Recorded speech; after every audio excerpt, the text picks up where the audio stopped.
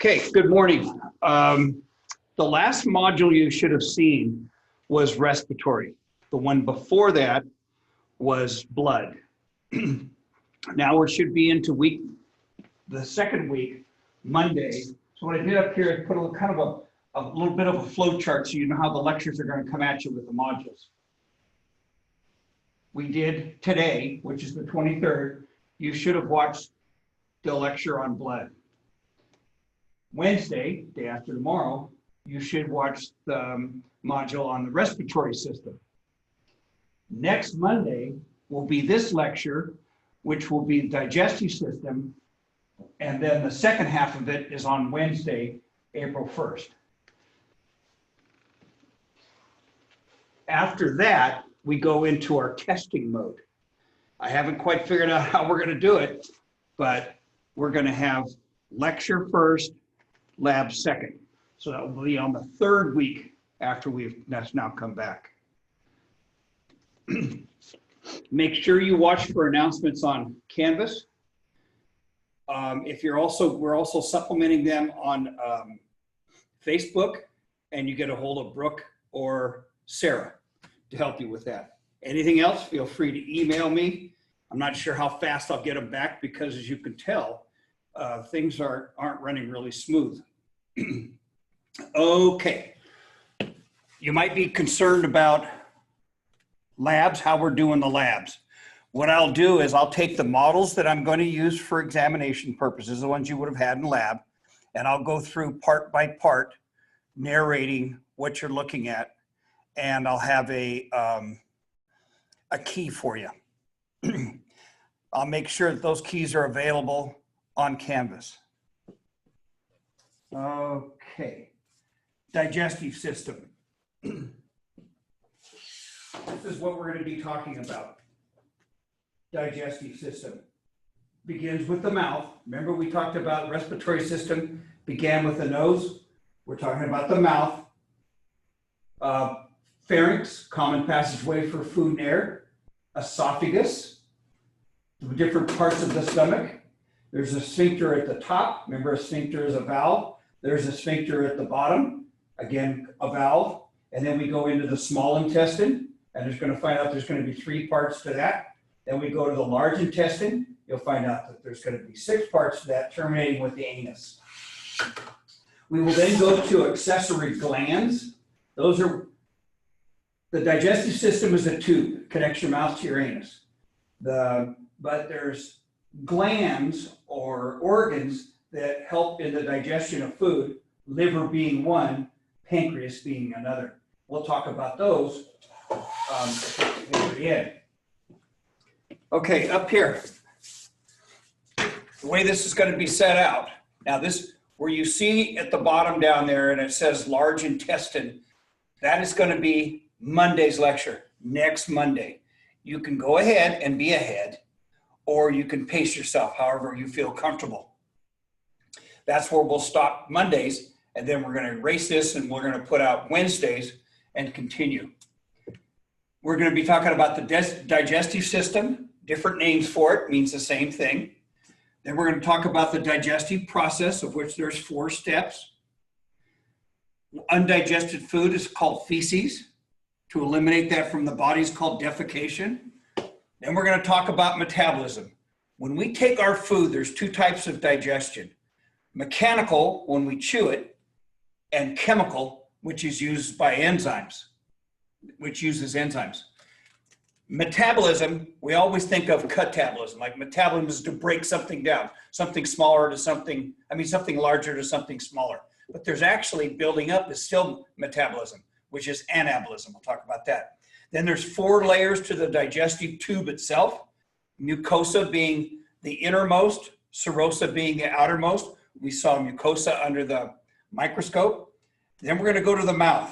We're going to spend quite a bit of time in the mouth because there's a lot going on there. We'll talk about what are frenulum, what are they used for? Gingiva, what is that used for? Uvula. Teeth, we have 4 different types of teeth. Since we're omnivores, we use all 4 types of teeth, and I'll talk about those and what they're used for.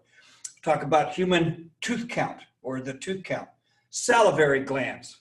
This is where we get into first chemical digestion. Proper scientific term for chewing, mastication. Swallowing, deglutition. What is bolus? I'll answer that. The pharynx. We talked about the pharynx and the respiratory tract. Remember when I had you put your tongue on the roof of your mouth and everything above that was the nasopharynx? Okay, we're just going to talk about the pharynx, common passageway for food and air. Remember the larynx? The larynx is where it split, and the respiratory system went down the trachea or the windpipe, and then it branched off the back for the esophagus. Then we're going to talk about the sphincters. There's a sphincter right up by your larynx. We're going to talk about regurgitation of food, which is called emesis. We'll talk about the 4 parts of the stomach. Remember those sphincters we talked about? There's a cardiac sphincter, which is also called the lower esophageal sphincter, and a pyloric sphincter. These are all valves. We've talked about rugae in different ways in the class. We talked about trabecula in the bone and in the walls of the chambers of the heart. Now we're talking about rugae. Remember, it's extra folds because you can't undergo mitosis fast enough, and the stomach, when we eat, swells. Tissue's got to come from somewhere.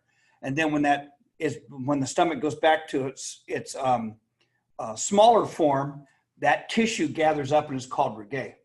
Talk about what happens to bolus after acid hits it. It's called chyme. We'll talk about the outside structure of the stomach, which is called a curvature. We have a greater and lesser.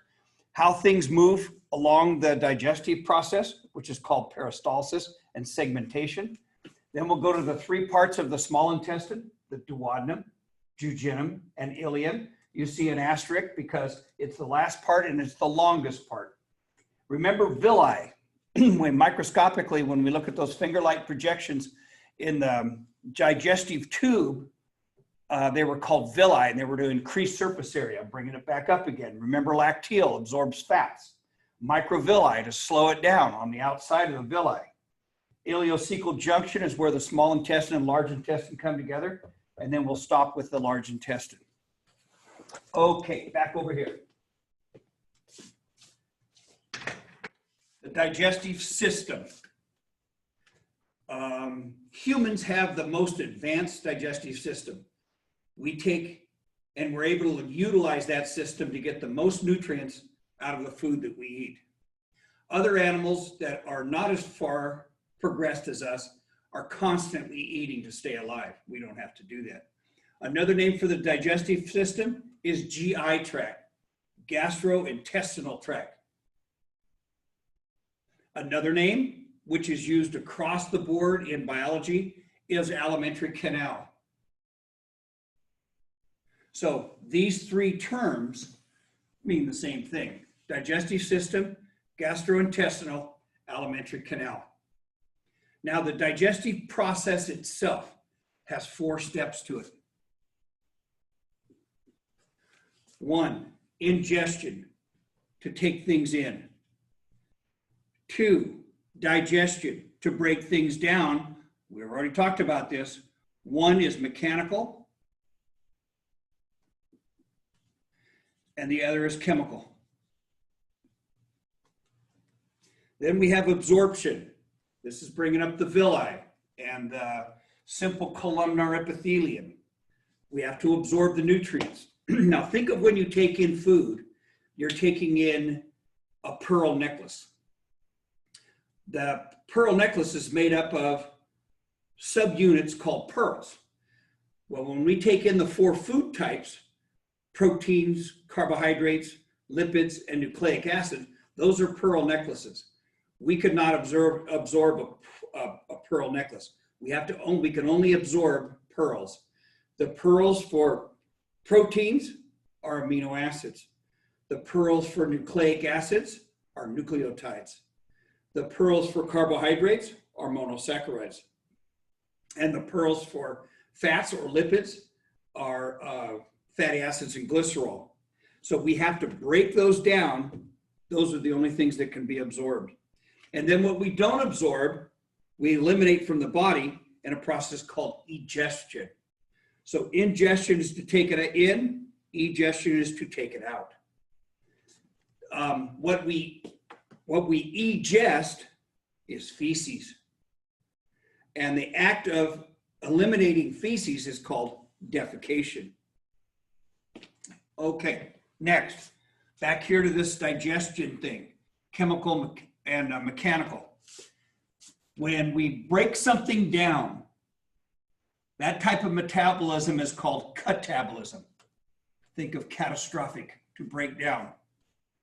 When we build something up, it's called anabolism, to build up. Okay, so our chemical process in the body, first thing we do is we take that pearl necklace and we catabolize it into what's called monomers. That means the individual pearls. Once it's distributed through the blood to the cell, then we put it together according to our genetic code, and we build up a different type of protein or a different type of carbohydrate, and that is called anabolism. We've heard of anabolic steroids, steroids that cause the buildup of stuff, usually muscle tissue. Okay, the tube itself, 4 layers. Inside layer is called mucosa. I'll put inner. I don't know how good you can see it, but anyway, inner mucosal layer. When we remember we drew the villi, we had to draw it in the lab. Inside of it was a lacteal, and then the outside is made up of cells called simple columnar. This was a villi.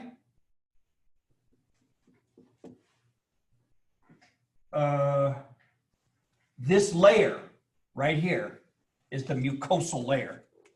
That's the mucosal layer. Where the lacteal was inside,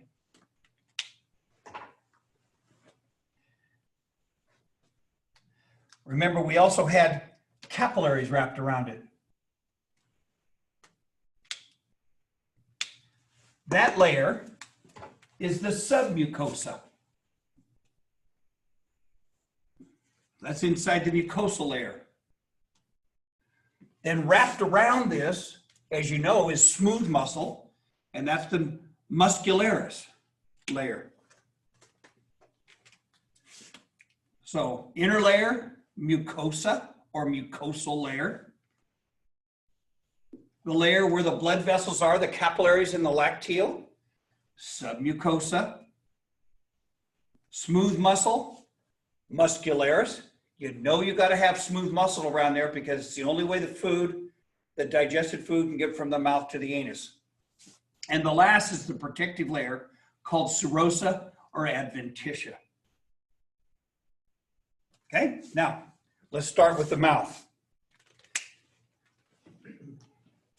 And the model that I showed you. In the lab, we have 2 examples of this. Mouth, nose. Obviously, we're not using the nose for food, but it's still connected with the pharynx. The other model, which is really, really close to the same, except for this one has the spleen on it. But as you can see, they have the same basic parts. Okay, so we're going to start at the mouth. I'll talk about what's in the mouth, how does it work, what the function of all those things are. Then we'll swallow the food, but it's not called food now, it's called bolus. It'll go down the esophagus, it'll go down the pharynx, and then right at the larynx it splits, separates the air, which goes down to your lungs, and the esophagus, which goes down to your stomach. So, mouth. If you open your mouth, you'll notice that underneath your tongue is a little flap of skin. If you pull your lip down, you can see there's another flap of skin. Your upper lip, if you lift it up, there's another little sliver of skin.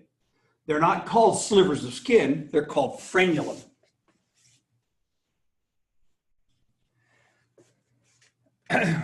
One type of frenulum is called labial, lips, and that's to keep your lips against your gums, which we call gingiva, and that keeps the food up on top of your teeth. We've all experienced a piece of food getting between your gums and your cheeks, and it drives us crazy. Okay? Without that frenulum, it would happen with every bite. Because if this is the tooth, this is your tongue, when you bite down, the food does this. Well, with the frenulum, it'll slide down this way, but it can't get between the cheek and your gums very easily. That's the function of the frenulum.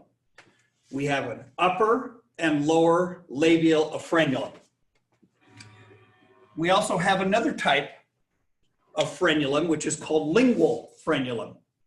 Underneath your tongue, there's another piece of tissue, and that is called a frenulum, and that's called the labial frenulum, and that's for us to keep from swallowing our tongue when we relax and go to sleep.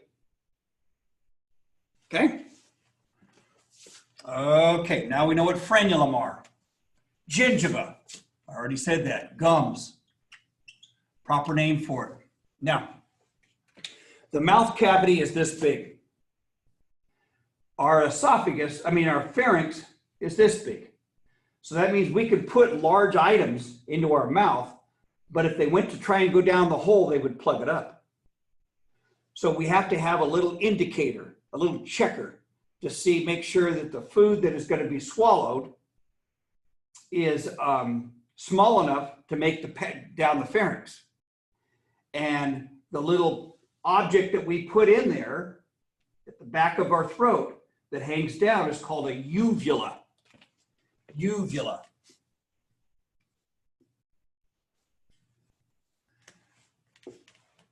That's highly innervated.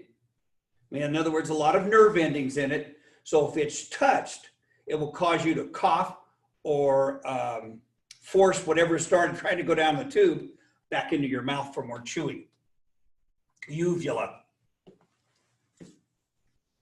Gag reflex. Uvula. Next, teeth. Our teeth are designed for the type of eating we have.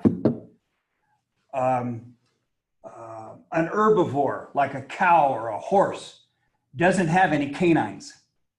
In fact, it doesn't have any premolars either. Because it's eating grass, it has incisors, which are going to be, and I'll tell you in a minute, for nipping and biting. Then it takes the food and it puts it on top of its molars for grinding into a paste. A carnivore, on the other hand, has few incisors, elongated canines, and premolars. Premolars are for crushing. And it lacks molars because it doesn't grind it, the meat tissue. We are omnivores, which means we eat everything. And therefore, we have to have all four types of teeth. Okay? So here you go. Test question. Incisors for nipping, biting. Canine, rip, for ripping or tearing. Premolars, crushing. Chewing. And molars for grinding.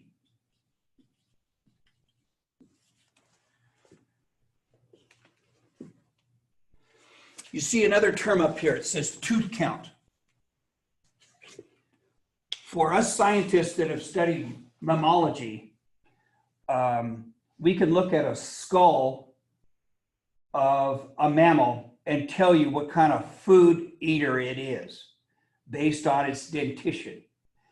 And almost down to species, usually genera, but almost down to species, we can determine what the organism was based on its tooth count.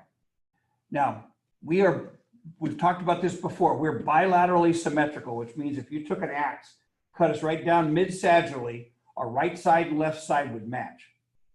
If you take and cut the superior and inferior part of your dentition, again in half, you're going to end up with 4 equal quarters. One of those quarters is your tooth count.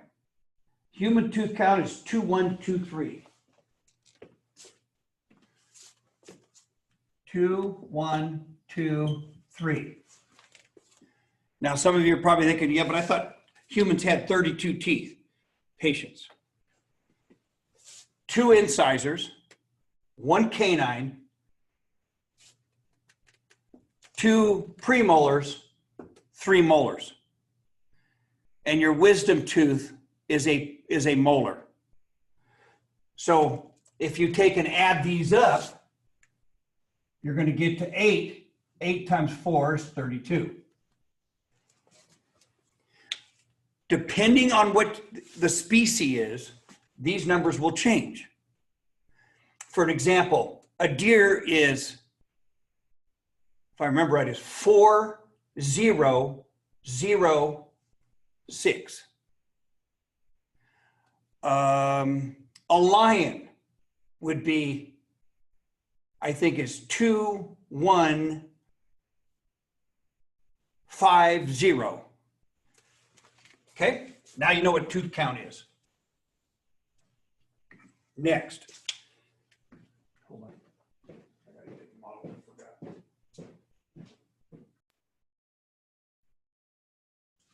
Okay, salivary glands.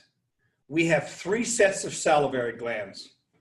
If you take the corner of your ear, come forward, you're going to feel like a muscle right there, just overlaying your mandible. That is not a muscle. That is your parotid gland, which is this one right here. Parotid gland. Okay, it's one of the salivary glands. One more time, you have 3 pairs of salivary glands. The one by your ear, which you can feel right here, is your parotid gland. Then under the angle of the mandible, angle of your jaw, sitting on the inside, you can't feel this one, is the next one, which is submandibular. Submandibular salivary gland. And the last one sits out just underneath your tongue in the front. Tongue is lingual, sublingual, sublingual tonsil. So, salivary glands, there are 3 pairs. One, the largest, sitting by the ear, is the parotid. The second one, the angle of the jaw, submandibular. Last one, sublingual, underneath the tongue in the front.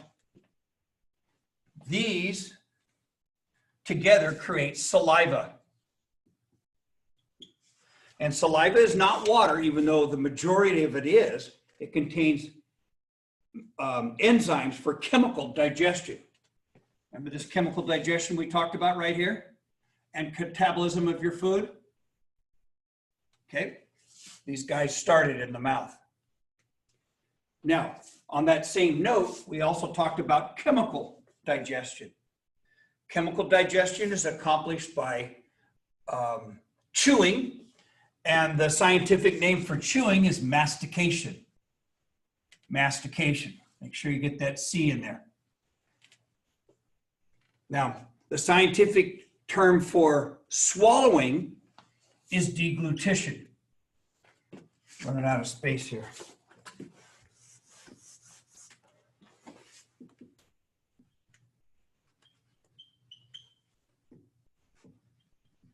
There you go, chew, swallow, deglutition.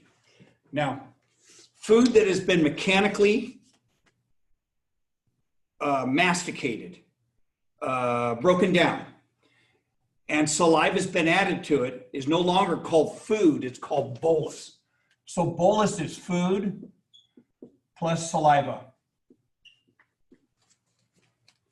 Now, remember when we did the respiration and I had you put your tongue on the roof of your mouth and I said everything above it was your nasopharynx? When you open up your mouth and you look back in the back of your throat, I said that is the oropharynx. And when you get down to your larynx, that's the laryngopharynx. Okay, from your oropharynx to your laryngopharynx, that part of the pharynx is a common passageway for food and air. So we're just going to put it as pharynx for right now. You know more than that because you know it's broken into 3 parts. At the larynx, food and air separate. So if we were to draw that,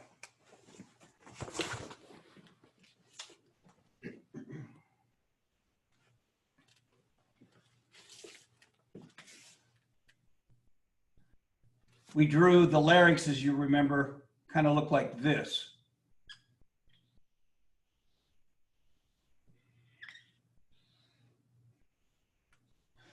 This being the laryngeal prominence or Adam's apple. This being the I don't want to put it there. Cricoid. Remember, larger in the back, smaller in the front. And then we had the C-shaped cartilage rings. And as this goes down, it became the trachea. Then remember, it branched into primary bronchi and so forth.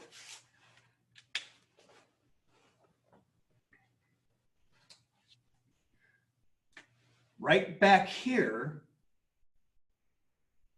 it separates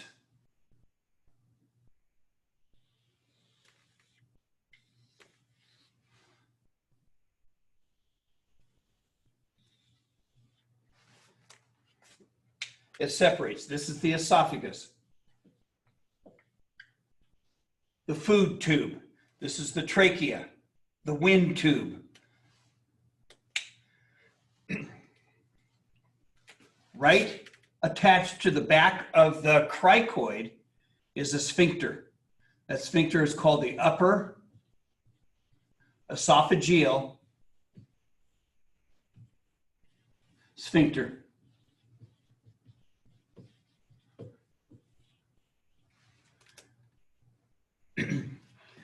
When we get down to the bottom of the esophagus, there's another sphincter. And this one's called the lower esophageal sphincter, also called the cardiac sphincter.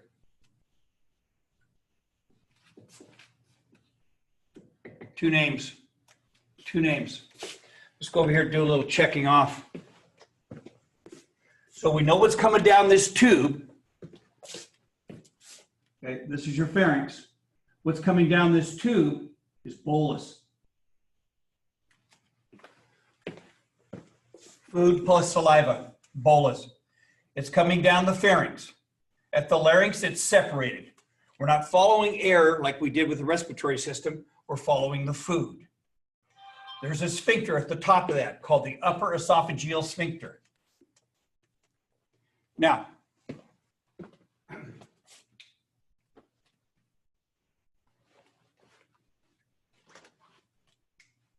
we want the food to go into the stomach because then it's going to start its journey down the intestines where it can be absorbed. If for some reason it goes back the other way, we commonly call it barfing or upchucking or whatever it might be, but the technical term for it, the scientific term, is called emesis. So I'll just put barf because everybody knows what that is. Emesis is barfing. Okay? I did the cardiac sphincter, lower esophageal sphincter. We said those are the same thing. We have another sphincter. I'm doing my sphincters in green. Down here, called the pyloric sphincter.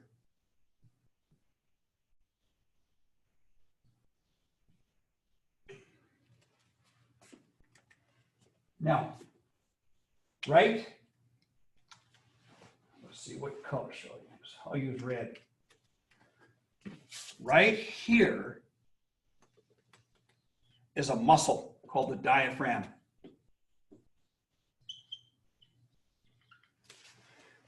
And on our models over here, it doesn't have it,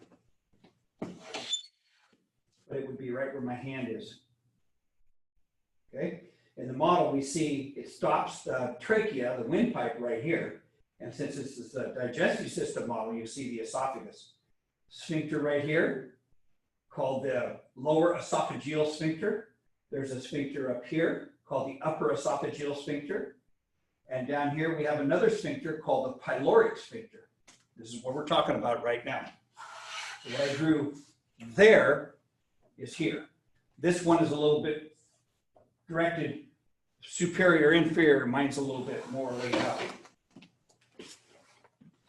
Okay, parts of the stomach. Stomach is divided into 4 parts.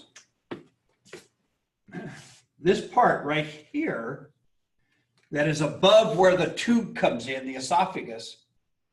So in other words, where the esophagus comes in, there's a raised area. That raised area is called the fundus. We'll see a fundus in the bladder, because in the bladder, your ureters come in and there's a raised portion above that. That is the fundus of the bladder. Same thing on the uterus. There is the fallopian tubes come in and there's a raised area above where the fallopian tubes come in. It's called the fundus of the uterus. This is the fundus of the stomach.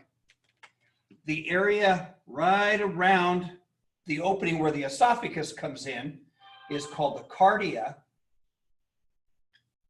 or cardiac portion of the stomach. The largest portion of the stomach, which I'm drawing with this big arrow, is called the body of the stomach.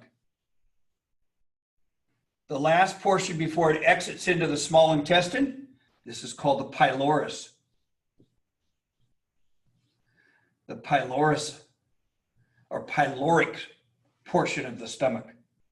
And then we know the pyloric sphincter. So back over here. Cardia, cardiac. Fundus, area above. Body, the longest portion. And pylorus, where it constricts just before it comes out to the pyloric sphincter. Now, on the model, I'll use this one because it's easier to see. You see all these little ripples or waves of tissue inside the stomach? Okay, that is called rugae. Very similar to the trabecula of the bone. This is called rugae. And that is extra tissue, so when food comes down here, the stomach can enlarge to accommodate it. On the other model, looks very similar, just not as pronounced. Okay, so that's rugae. Now, we said that when food comes down, when food leaves the mouth, we've added saliva to it and we've mechanically begun the process of digestion. And it's no longer food, it was called bolus. When it's in the stomach, one of the most difficult food types we have to break down is proteins. The bond is a covalent bond, but it's very difficult to break. It's called a peptide bond, which is just a covalent bond. So in order to break those, remember the pearl necklace that we said we ate? We ate protein. We ate a piece of steak. It is a protein necklace. And we have to break it down into the individual, we call them monomers, but we have to break them down into the pearls. The pearls are held together not by chain. The pearls are held together by a bond. That bond is a peptide bond, which is a type of covalent bond. In order to break that, we can do it mechanically and we can do it chemically. Once we have masticated it, we're done with mechanical. Now it has to be chemical. So in order to do that, we have to put it in the stomach and put it in a very acidic environment. And the pH of the stomach is 1 to 2 pH. So it's very, very acidic. When the bolus gets to the stomach and we add the acid, it's no longer called bolus, it's called chyme. Sometimes they call it acid chyme. So that's what's happened to our food. It started with food in the mouth, it became bolus, and now it's called chyme. When it's chyme, it comes out of the stomach, out of the pyloric area, through the pyloric sphincter, and starts its journey down the small intestine.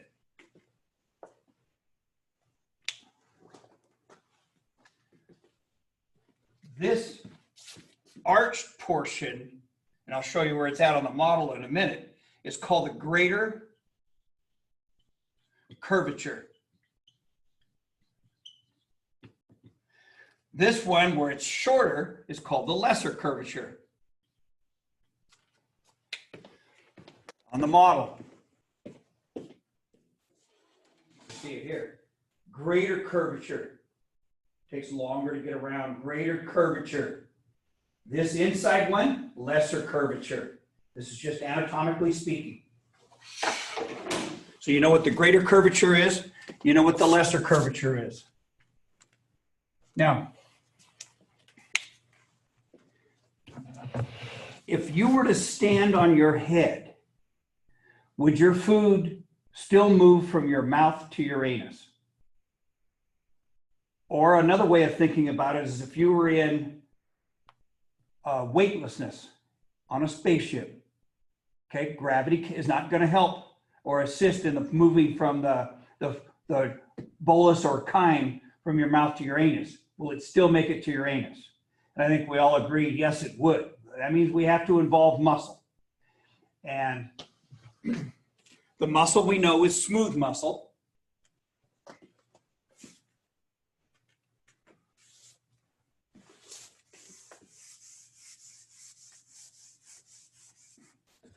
That doesn't look good at all.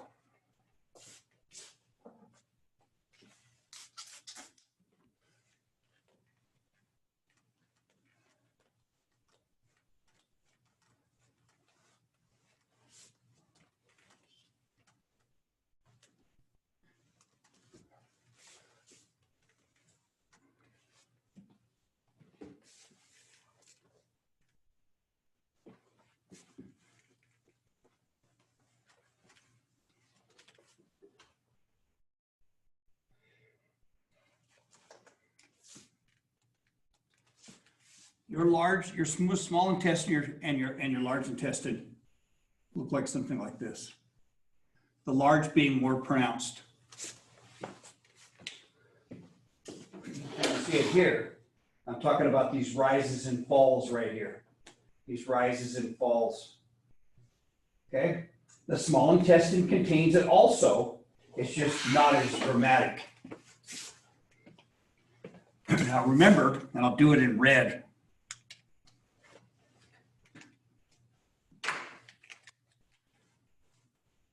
Wrapped around this is smooth muscle. So when, in this case, chyme is coming down, it wants to move towards the anus, we have to help it by rhythmic contraction of smooth muscle. Did you hear it? The way it's going to show up on the exam. Rhythmic contraction of smooth muscle is called peristalsis. Peristalsis. What that does, it's kind of like squeezing toothpaste out of a toothpaste tube. So you squeeze it and work its way up and toothpaste comes out at the other end. Same thing here, only it's not toothpaste coming out the other end. Okay? So peristalsis is the rhythmic contraction of smooth muscle forcing food from the mouth to the anus. Did you get that definition? Peristalsis, the rhythmic contraction of smooth muscle, and I think the book says propelling, but moving digested food from the mouth to the anus. Now, these blue, almost semicircles you see up here are actually the villi that we drew earlier. So they would have a little finger-like, I'll kind of give you a little example.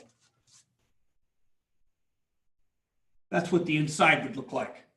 You know that we have to have that digested food, chyme in this case, has to come into contact with the simple columnar epithelium. Peristalsis is going to help that, but if you stay dead in the middle, you're not going to have any chance of being absorbed. So now we're going to tumble it a little bit. We're going to churn it. And the churning or tumbling is called segmentation.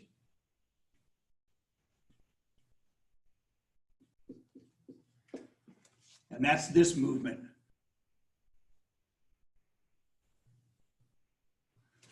So the two processes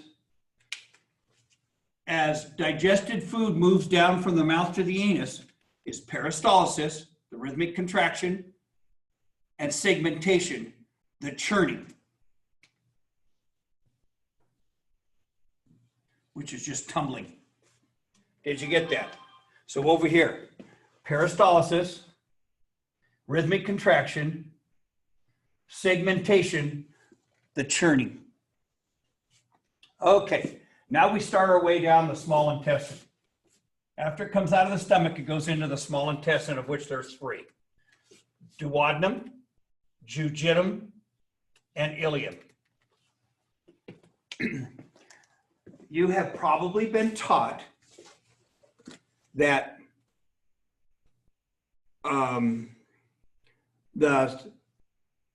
after the stomach, you have a small intestine, you have a large intestine. Sometimes it's called the bowel.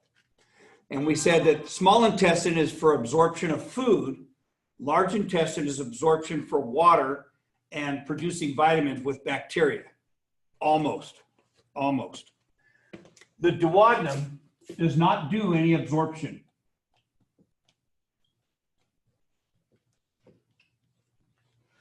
No absorption. Remember we said that in order for food, the pearl necklace, we can only absorb pearls when the food types have come out of the stomach. They're still not pearls. They're chunks of pearls. So there's 2 to 3 to 5 to 10 or whatever it may be. We still have to break it down into individual pearls, which we collectively in science call monomers. And I've already talked about this in the very beginning. I said when we break down proteins, we break them down into amino acids. That's the pearls. When we break down carbohydrates, we break them to monosaccharides. That is the pearl.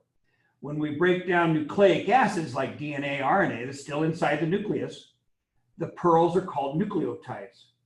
And for fats, we emulsify it into fatty acids and glycerol. Okay, that's what we're talking about. Where that takes place is in the duodenum, sometimes pronounced duodenum. So it's not absorption, it's chemical breakdown. That's what goes on in the duodenum. The next stop is where we have absorption. Remember this over here? Ingestion, digestion. Okay, now we're done with digestion. When we get to the jejunum, now we're into absorption, which is what I kind of drew right here. That happens in the jejunum. And then the longest portion of the entire digestive tube, whether it's small or large, is the ileum. So we know that is the longest. And the ileum and the jejunum are for absorption. Okay, the next terms you see here, I brought this in because of our when we did the microscopic portion of the semester, we talked about the small intestine. You looked at a slide that had the stomach, small intestine, large intestine, and you were looking for villi, goblet cells. Remember those? Okay, so I put that back down here. Villi, remember, to increase surface area. Villi, to increase surface area. Lacteal, absorption of fats. Lacteal, absorption of fats. And remember, to slow it down, we've talked about walking on concrete versus walking on sandpaper. Okay? The microvilli, even though the book says it increases the surface area, and it does to them a small amount, but the function is to create friction so those simple columnar epithelium can absorb with the monomers. So microvilli, to slow it down. Lacteal, absorption of fats. Remember, everything else, the other three are absorbed by capillaries. And I drew that for you, capillaries. And villi is to increase surface area.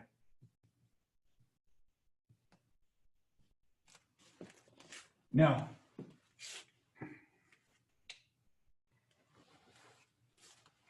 I'm going to draw what we have just discussed to this point right now.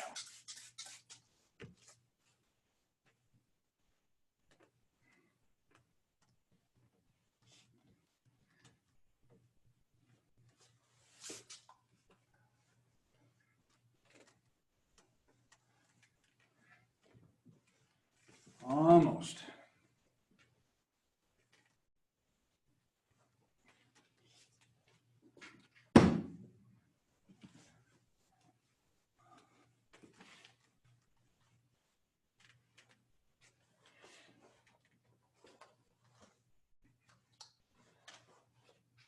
Okay. I'm not going to put the larynx, I'm just going to put the esophagus, stomach, fundus, cardiac, body, pylorus, sphincter. The first portion of the small intestine is the duodenum. If you say it as duodenum, you'll probably spell it correctly. And then we do this: jejunum, ileum,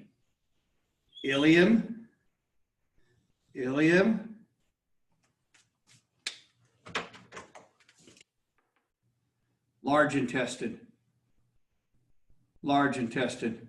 And large intestine comes up, crosses over, goes down, comes up, crosses over, goes down. We have the anus down here. So this is the duodenum. This is the jejunum. And the last portion, which is the longest portion, is called the ileum. The first part of the large intestine is like a blind sac. In fact, that's another name for it. And it's called the cecum, or blind pouch. Cecum, or blind pouch. Off of that, right here, is the appendix.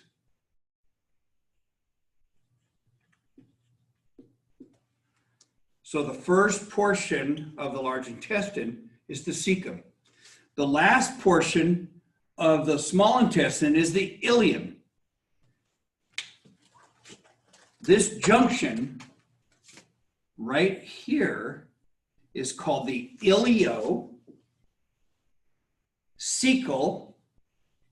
Junction. Ileocecal Junction. And there's a valve right there. Put the valve in yellow. There's a valve right there. And we call that valve the ileocecal. And we don't valve. We don't call it sphincter. Ileocecal valve. And that, write this down, that prevents future feces from coming back up the wrong way. That valve closes. Okay, now we're going to stop there for today and now mechanically what I'm going to be doing is erasing the board, and I'll put Wednesday's lecture up, which will take us all the way through here. Okay?